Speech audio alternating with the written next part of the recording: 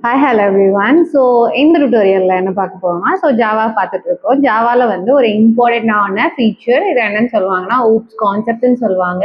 oops is called as a object oriented programming system சொல்லுவாங்க. So அப்படின்னு பார்க்கும்போது why அது ஒரு மெயின் ஃபீச்சரா இருக்கு அப்படின்னு பார்த்தீங்கன்னா ஸோ எக்ஸாம்ஸ்லாம் எழுதிருப்பீங்க ஊப்ஸ்ன்றது கேள்விப்பட்டிருப்பீங்க பட் ஆனால் எக்ஸாக்டா வாட் இஸ் ஊப்ஸ் அப்படின்னு சொல்லி தெரியாது. லைக் ஊப்ஸ் இஸ் அ பேரடைம்னு சொல்லுவாங்க, ஒரு ஸ்ட்ரக்சர்னு சொல்லுவாங்க, ஒரு டிசைன் சொல்லுவாங்க. ஸோ இதோட மெயின் பார்ட் என்னவா இருக்கும்னா அது ஒரு சாஃப்ட்வேர் டெவலப்மெண்ட்டை ஈஸியராக மாற்றுறதுக்கும் அண்ட் அதை நெக்ஸ்ட் டைம் நான் மெயின்டெனன்ஸ் பண்ணுறதுக்கும் தான் பர்டிகுலராக யூஸ் ஆகுது. லைக் எப்படின்னா நான் ஒரு software developer as a you all software டெவலப்பர்னு வச்சுக்கோங்களேன் இன் ஃபியூச்சர் ஒரு கரண்ட். அப்போ பார்க்கும்போது நான் ஒரு கோடு எழுதுறேன். ஸோ அந்த கோடு நீங்கள் பார்க்குறப்போ அந்த கோடு உங்களுக்கு நல்லா அண்டர்ஸ்டாண்ட் ஆகணும்ல. லைக் ஊப்ஸ் கான்செப்ட்னு எடுக்கும்போது there are set of component. So என்னென்ன காம்போனன்ட்னா so object, class, inheritance, polymorphism, abstraction and encapsulation சொல்லிட்டு ஒரு செட் ஆஃப் காம்பனன்ட் பேசிஸ்ல தான் ஒர்க் ஆகும். ஸோ இந்த எல்லா காம்பனண்ட்டும் பத்தி எனக்கு தெரிஞ்சாதானே ஒரு கோடை நான் பார்க்கும்போது ஓகே இந்த ஸ்ட்ரக்சர்ல இந்த பேரடைம்ல என்ன பண்ணியிருக்காங்கன்னா இந்த கோடு எழுதியிருக்காங்கன்னு தெரியும். So that wise OOPS concept is very important. So நான் ஆல்ரெடி சொன்ன மாதிரி தான் ஸோ ஊப்ஸ்ன்றது ரொம்ப important for a Java. So அப்போ என்னன்னா அதுல இருக்க கிளாஸ் அண்ட் ஆப்ஜெக்ட் ஸோ ஜாவால இருக்க எல்லாத்துலயும் இருக்கும். ஒரு சின்ன ஒரு பிரிண்டிங் ஸ்டேட்மெண்ட் கொடுக்குறீங்க அப்படின்னாலும் it will be object. So அந்த மாதிரி தான் நம்ம என்ன பார்க்க போறோம்னா ஊப்ஸ் கான்செப்ட்ல இருக்க ஒரு காம்போனண்ட்டை பத்தி பார்க்க போறோம். So the first component is a object. So ஆப்ஜெக்ட்னா என்ன நினைக்கிறீங்க?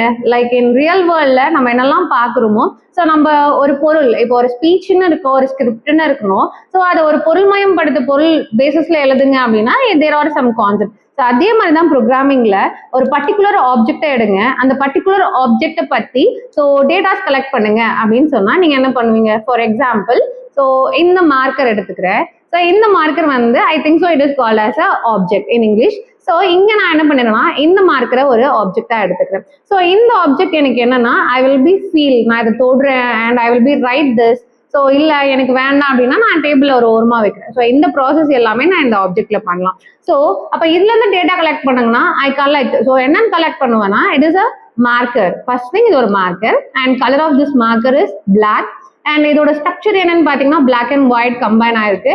அண்ட் இன்னொரு இம்பார்ட்டன்ட் திங்னா இது ஒரு ஒயிட் போர்ட் மார்க்கர்னு வச்சுக்கோங்களேன். ஸோ இது எல்லாமே அதுல இருந்து நான் கலெக்ட் பண்ற டேட்டாஸ். ஸோ இது இல்லாம இது பண்ற ஒர்க் எல்லாத்தையுமே நான் என்ன பண்ணலாம்னா டேட்டாவை கலெக்ட் பண்ணலாம். It should right, it should move and it should keep and இது மாதிரி என் கையில் அசைது இது எல்லாமே என்னன்னு பண்ணிக்கலாம்னா ஒரு டேட்டாவை கலெக்ட் பண்ணிக்கலாம். ஸோ ஆப்ஜெக்டை பொறுத்த வரைக்கும் என்னன்னா ஒரு ஆப்ஜெக்டை எடுத்துக்கிறோம், அந்த ஆப்ஜெக்டை நம்ம ரெண்டு கைண்ட்ல பிரிக்கலாம். ஒன்று ஸ்டேட் அண்ட் ஒன் இஸ் பிஹேவியர்னு பிரிக்கலாம். ஓகே, ஸோ பிசிக்கலா தொடர்றது எல்லாத்தையுமே என்னன்னு சொல்றாங்கன்னா ஆப்ஜெக்ட் சொல்றாங்க. What about the logical?